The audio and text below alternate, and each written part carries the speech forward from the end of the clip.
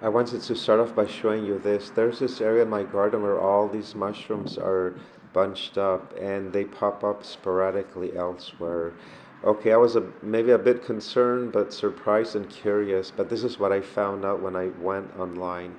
You can blame it on the right mix of moisture, shade, or cloudy weather and rich organic material in the soil. When those elements combine, it's mushroom time. Another source says there's a good chance that you have some wood, decaying tree rots, tree leaves, or bark in the soil. One more source says, generally speaking, the presence of mushrooms in your grass isn't a bad thing. In fact, it's often a sign that your turf has been receiving plenty of water. Plus, mushrooms help decompose organic matter, which could help release more nutrients into your soil. All that makes sense now, and actually, it's good news. I like what I read. Also, what I didn't show you on video because I didn't know it was going to start raining, but I had a bunch of fallen lemons. So, what I did, I buried them in the ground and some leaves, and I read somewhere that it's a good thing to do that. And as part of my winter gardening, I continued to weed, and I was very productive today until it started raining. And look at these beautiful Aeonium arboreums. The leaves are so shiny, they're so clean and beautiful. Look at that deep, rich color. It looks like a very dark red. It almost looks black. It's just such a beautiful plant, and they seem to be doing really well. I'm not sure how tall these will get, but even though it's winter, even though it's been raining and a bit cloudy, they managed to conserve that rich, dark color that they are known for. And in summer, they get really black. So I'm just really admiring them right now. They're so beautiful.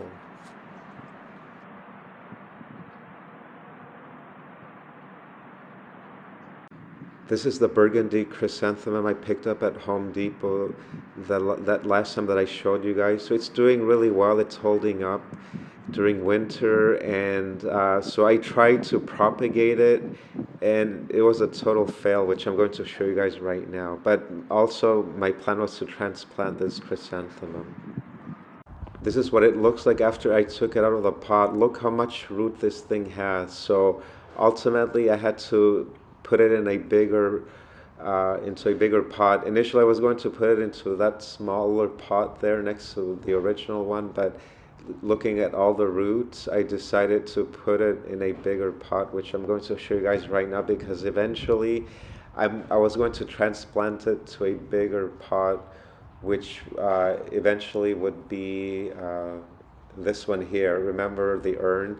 So I found this pot that fits perfectly inside the urn. So this was going to be the third step, but I think I'm just going to go ahead and put it in this bigger pot, and hopefully it flourishes during spring. But this urn is going to look amazing if this chrysanthemum will blossom and bloom. And so I fell in love with this chrysanthemum because it has this burgundy color, which I really haven't found in any other flowers or color in nature. So that's why I'm really excited about this chrysanthemum this coming spring. I tried to break up this chrysanthemum and find a separate piece of it, but I couldn't because everything was bunched up together and I was really rough on this poor plant. So I hope I didn't mess it up because I think I broke some of the leaves. I was really trying to break it up apart, find so I could propagate it, but it was a total fail. So hopefully I didn't damage this poor plant, but this is what it looks like in the new pot. Let's see how it does. I'm going to keep you updated.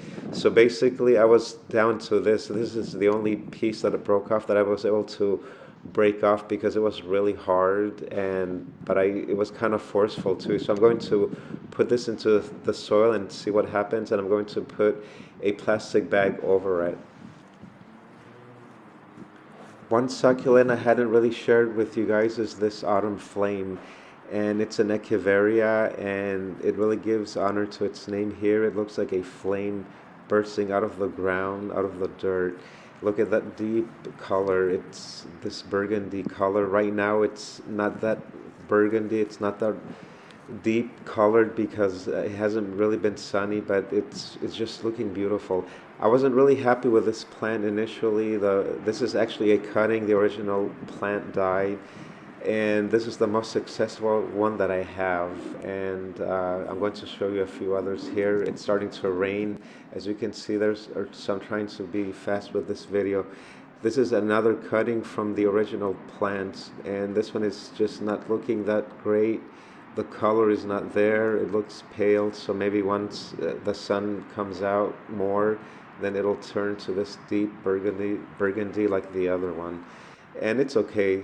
And this one is the poorest looking one. It looks very sad, so I'll probably just get rid of it, and hopefully it's not going to hate me. And last but not least, there's an update on this Echeveria Black Knight or Echeveria Finis. Look at this beautiful thing. It almost looks like a Gothic gem or jewel of some sort. Look at that dark color. It almost looks black, and with that green in the middle, it almost looks like the green is glowing. It is just absolutely stunning.